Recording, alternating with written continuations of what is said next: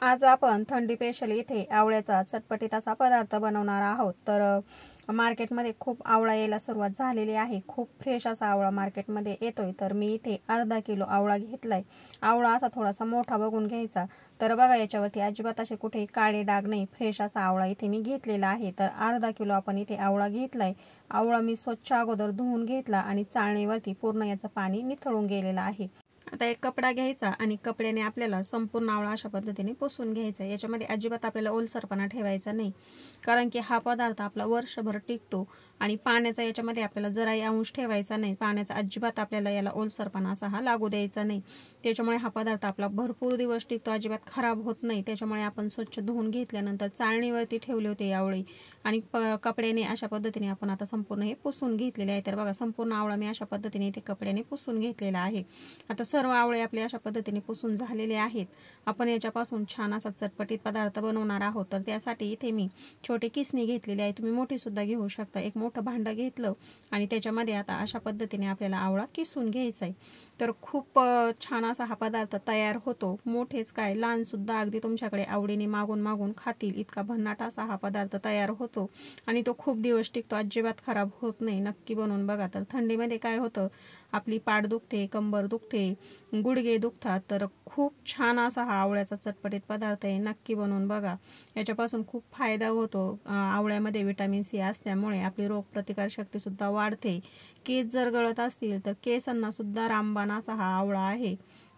आपलं शरीर आतून निरोगी राहतं, त्याच्यासाठी आवळा हा खाल्लाच पाहिजे। तुम्ही कशाही पद्धतीने आवळा हा रोजचा एक खा, पण असा पदार्थ जर बनवून ठेवला तर तुम्हाला रोज झंझट घालायची गरज नाही। असा पदार्थ जर बनवेल असला तर तुम्ही रोज एक चमचा खाऊ शकता। तर बघा अशा पद्धतीने आवळा आपल्याला किसून घ्यायचा आहे आणि जी बी आहे ती आपण फेकून न देता साईडला काढून ठेवली। तर संपूर्ण आवळे इथे अशा पद्धतीने आपले किसून झालेले आहेत आणि बघा सर्व ज्या बिया आहेत ते मी एक प्लेटमध्ये अशा पद्धतीने काढून ठेवले आहे। अजिबात आपल्याला फेकून द्यायच्या नाही। गरम पाण्यामध्ये याला एक उकळी काढून घ्यायची आणि याचा मस्त असा ज्यूस घ्यायचा। गरम पाण्यामध्ये फक्त उकळी काढून घ्यायची आणि मस्त गाळून त्याचा ज्यूस प्यायचा। तर बघा आता मी ते झाकून बाजूला ठेवले। छान असे सर्व आवळे आपले इथे किसून झालेत। आता गॅसवरती एक कढई ठेवून घेतली। आपण अर्धा किलो हे घेतलं होतं, आवळे घेतले होते, त्याच्यासाठी इथे मी 400 ग्रॅम इतका गूळ घेतलेला आहे। गूळ मी बारीक किसून घेतलेला आहे। आता सुरुवातीला आपण गुळाची अशी एक लेयर लावली। आपण बिर्याणीची जशी लेयर लावून घेतो तशा पद्धतीने आपल्याला याची लेयर लावून घ्यायची। तर आता एक लेयर आपण इथे गुळाची लावून घेतल्यानंतर एक लेयर आपण इथे किसून घेतलेल्या आवळ्याची लावली। पुन्हा गूळ टाकून घेतला, पुन्हा आवळ्याचा किस टाकून घेतला। आता पुन्हा वरतून आपण गूळ टाकून घेऊ। ह्या पद्धतीने आपल्याला अशी एकावरती एक लेयर लावून घ्यायची। आता बघा असं केल्याने काय होतं की गूळ संपूर्ण जर आपण तळाला टाकला तर तो लगेच करपू शकतो आणि आपण याच्यामध्ये पाण्याचा अजिबात वापर करणार नाही।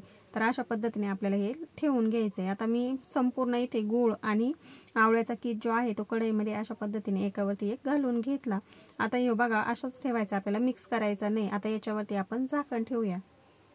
तर बघा आता याच्यावरती मी झाकण ठेवून घेतलं। गॅस आपण इथे पूर्णपणे कमी केलेला आहे। एक 3-4 मिनिटांमध्ये गूळ छान असा आपला विरघळतो। तर गॅस कमीच ठेवायचा, गॅस अजिबात वाढवू नका, नाही तर लगेच करपू शकतो।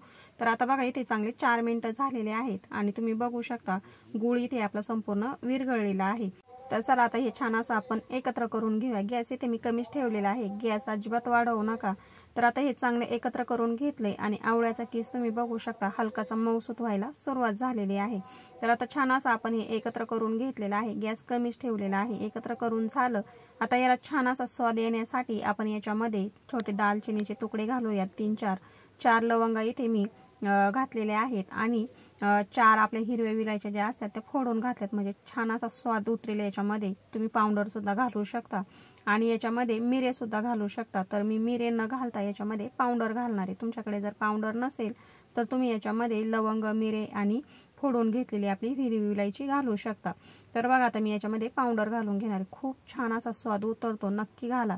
तर आता आपण हे चांगलं एकत्र करून घेऊया। दालचिनीने सुद्धा खूप छान असा स्वाद येतो। आपण याच्यामध्ये 4 लवंगा घातल्यात, हिरवी विलायची फोडून घातली, म्हणजे त्याचा सुद्धा वेलचीचा आपला खूप छान असा याच्यामध्ये स्वाद उतरेल। आता हे चांगलं एकत्र करून घेतलं आणि पाव चमचा मिरेपूड सुद्धा मी घालून घेतली। आता हे चांगलं एकत्र करून घ्यायचं। पुन्हा याच्यावरती आपल्याला झाकण ठेवायचंय आणि गॅस इथे कमीच ठेवायचा आहे। तर पुन्हा एक 3-4 मिनिटं झालेत आणि तुम्ही बघू शकता मस्त असा हा मऊसूत आवळ्याचा किस जो आहे तो इथे छान असा शिजलेला आहे। आणि अजून आपल्याला थोडासा शिजवून घ्यायचा आहे। पूर्ण जास्त कोरडाही करायचा नाही किंवा जास्त पातळही ठेवायचा नाही। आता पुन्हा एकदा मी हे चांगलं एकत्र करून घेतलं, खालीवर करून घ्यायचं म्हणजे गूळ जो आहे तो खाली करपत नाही। एकत्र करून झालं। आता याच्यामध्ये आपण अजून काही जिन्नस घालून घेऊया। तर आता याच्यामध्ये मी घालणार आहे सुंठ पावडर। तुमच्याकडे जर सुंठ पावडर नसेल तर तुम्ही ज्यावेळेस आपण याच्यामध्ये दालचिनी आणि लवंगा घातल्या त्यावेळेस याच्यामध्ये छोटा अद्रकचा तुकडा ठेचून सुद्धा घालू शकता। खूप छान असा स्वाद येतो। आता आपण याच्यामध्ये सुंठ पावडर घातली, अगदी पाव चमचा याच्यामध्ये लाल तिखट घातले, छान कलर येतो। आपल्याला हे अजिबात तिखट होत नाही, आपण याच्यामध्ये गूळ घातलेला आहे भरपूर प्रमाणामध्ये, त्याच्यामुळे अगदी थोडंसं कलरसाठी आपण याच्यामध्ये लाल मिरची पावडर घातलेली आहे, जास्त तिखट नाही आहे। आणि मीठ घातलेलं आहे, तर मी नेहमीच मीठ घातलेलं आहे। तुम्ही ते जे आपलं काळं मीठ भेटतं ते सुद्धा याच्यामध्ये घालू शकता। तर बघा आता छान असं हे एकत्र करून घेतलंय। आता अजून याच्यावरती आपण 1-2 मिनिटासाठी झाकण ठेवूया। खूप जास्त आपल्याला हे कोरडं करायचं नाही, थंड झाल्यानंतर ते अजून जास्त कोरडं होतं, पण आपण 1-2 मिनिटासाठी याच्यावरती झाकण ठेवलंय। आता बघा हे छान असा आपला हा पदार्थ चटपटीत असा तयार झालाय। कलर बघू शकता, खूप छान असा कलर देखील आलेला आहे। आता हे तळापासून आपण चांगलं एकत्र करून घेतलेलं आहे आणि मस्त कलर आलेला आहे। चटपटीत असा हा पदार्थ आपला इथे तयार झाला। आता याच्यापेक्षा आपल्याला जास्त शिजवायचं नाही, जास्त असं कोरडं लागेल मग। तर आता गॅस इथे मी बंद केलाय। तर बघा मस्त असा आपला आवळ्याचा हा चटपटीत पदार्थ तयार झालाय। आता आपण गॅस बंद केलाय, एक ताटामध्ये हे काढून घेऊया। खूप छान असा कलर आलेला आहे। थंड होण्यासाठी आपण एक ताटात काढून घेऊया। थंड झाल्यानंतर आपल्याला एक काचेच्या बरणीमध्ये हे भरून ठेवायचे। तर बघा मस्त असं थंडी स्पेशल इथे आवळ्याचा चटपटीत पदार्थ तयार झालाय। असा पदार्थ बनवून जर ठेवला तर रोज 1 चमचा खायचा। तुमची किती पाठ दुखत असेल, गुडघे दुखत असतील किंवा भरपूर प्रमाणामध्ये जर केस गळत असतील, चेहरा खूप डल झाला असेल, खूप खराब झाला असेल, तर खूप फायदेशीर आहे आवळ्याचे पदार्थ। आणि खूप वेगवेगळे असे पदार्थ आपण आवळ्याचे बनवू शकतो। तर एकदम सोप्या पद्धतीने आणि झटपट तयार होणारा हा आवळ्याचा पदार्थ आपला इथे तयार झालेला आहे। तर बघा हे थंड करून घेऊया आणि नंतरच आपल्याला हे बरणीमध्ये भरून ठेवायचे। अशा पद्धतीने बनवून ठेवा, लहान मुलं सुद्धा आवडीने खातील। आणि एखादा पदार्थ कसा असतो की तो शिळा झाल्यानंतर त्याची चव अधिक वाढते, तसाच हा पदार्थ जसजसा मुरत जाईल तसतशी याची चव खूप छान वाढते। तर मला सुद्धा पाठदुखीचा खूप त्रास आहे, त्याच्यामुळे मी असा चटपटीत आवळ्याचा पदार्थ बनवून ठेवलाय। तुम्ही सुद्धा नक्की बनवा। बनवायला खूप सोपा आहे, झटपट तयार होतो, अजिबात वेळ खाऊ पदार्थ नाहीये। तर आता आपण हा काचेच्या बरणीमध्ये भरून ठेवणार आहोत। तर बघा इथे मी काचेची बरणी स्वच्छ अशी धुवून घेतली आणि चांगली कोरडी करून घेतली। अजिबात ओलसर ठेवायची नाही, पदार्थ आपला हा खराब होईल। तर कोरडी करून घेतल्यानंतर आता ह्या बरणीमध्ये आपण मस्त असा आवळ्याचा हा आपला पदार्थ भरून ठेवूया।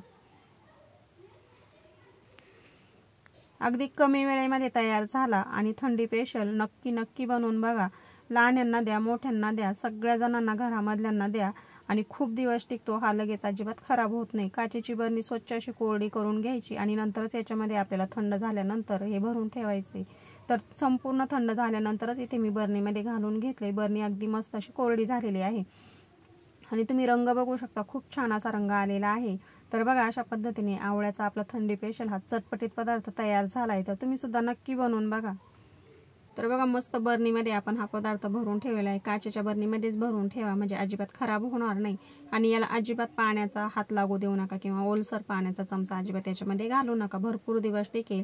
पाण्याचा जर याच्यामध्ये थोडाफार जरी हात लागला किंवा चमचा ओलसर घातला तर हे लगेच खराब होईल। प्लॅस्टिकच्या बरणीमध्ये भरू नका, काचेच्या बरणीमध्येच भरून ठेवा म्हणजे हे अजिबात खराब होणार नाही। तर बघा मस्त असा थंडी स्पेशल आपला आवळ्याचा इथे एकदम कमी वेळेमध्ये तयार होणारा चटपटीत पदार्थ तयार झालेला आहे।